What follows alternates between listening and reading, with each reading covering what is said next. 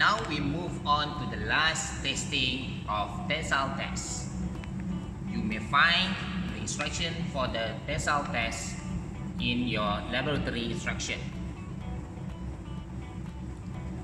As what we are going to do now is we would like to test for a rebar.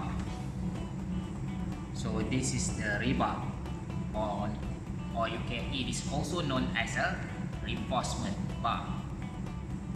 So for this reinforcement bar, the total length is about 600. So this 600 is required in order to fix to the clamp pattern of this universal testing machine. This is the universal testing machine with the capacity of 100 tons. Why it is known as universal testing machine? Because it can conduct for a tensile test, bending test, compression test, as well as shear test. As what you can see, this is the apparatus that we need to use for testing of tensile test. We have the samples, we have the vernier caliper, we have the measuring tape, as well as the most important thing is the code of practice. As what you can see here, this is the one of the code of testing that used for tensile test. EN ISO 6892 Part 1 2016. In order to test for a flat member, let's say if you have a rectangular hollow section like this, if you would like to know what is the tensile strength of these members, you need to cut it into a coupon shape. In order to cut into this certain dimension of coupon shape, what should you do? You need to refer to this code of practice. For instance, this is the sample when we already cut to a coupon shape. So now we focus to our exercise today. We are going to test for this reinforcement bar. First, we need to measure that it is okay, no cracks. So meaning it is good. So we need to make sure that the length of this rebar it is about 600. Then next, you need to measure the diameter of this rebar using the vernier caliper. Try to measure the diameter at a few parts along the beam. It is different accordingly to respective code of practice. Please refer to respective code of practice in order to measure the exact position for the diameter of this rebar. For our exercise today, this rebar diameter it is equally to 10 mm. So now we will place this rebar to the UTM machine. Now we already attached the reinforcement bar to the UTM machine.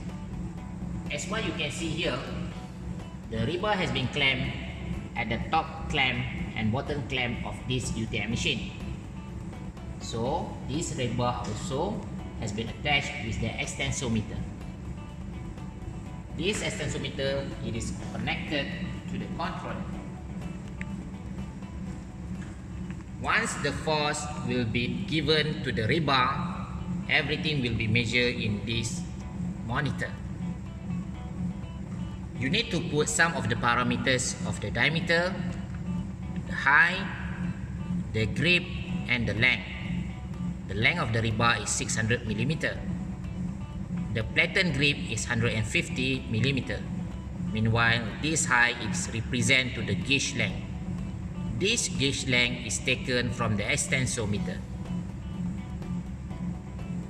Now we are ready to start the testing.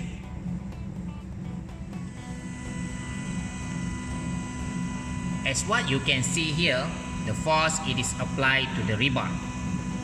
It is increasing forces. Same as well for the elongation. For the y-axis is the forces, meanwhile for the x-axis is the elongation.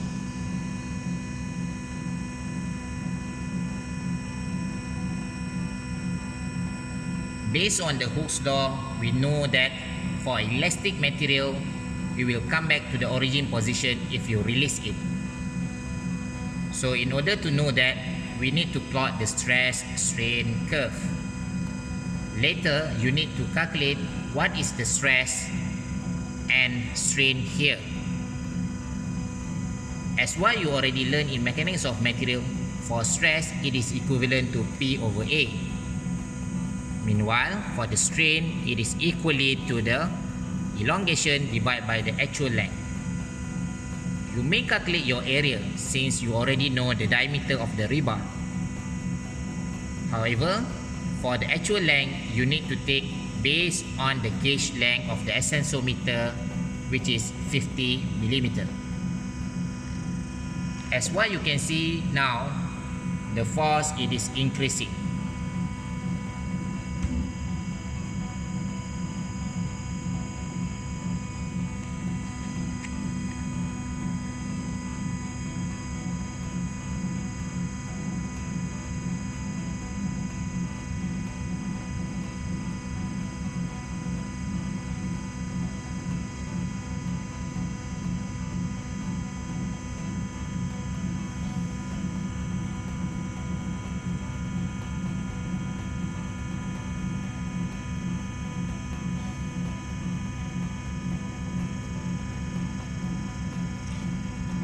So now what you can see, it reached to the yield point of 48 kilonewton.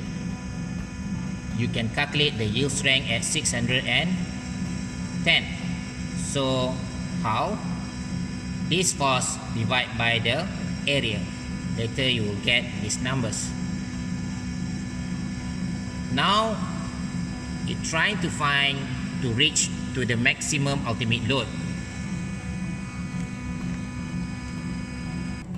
As what you can see here, we already removed the extensometer in order to show you the necking part. So please look at this sample to observe the necking region.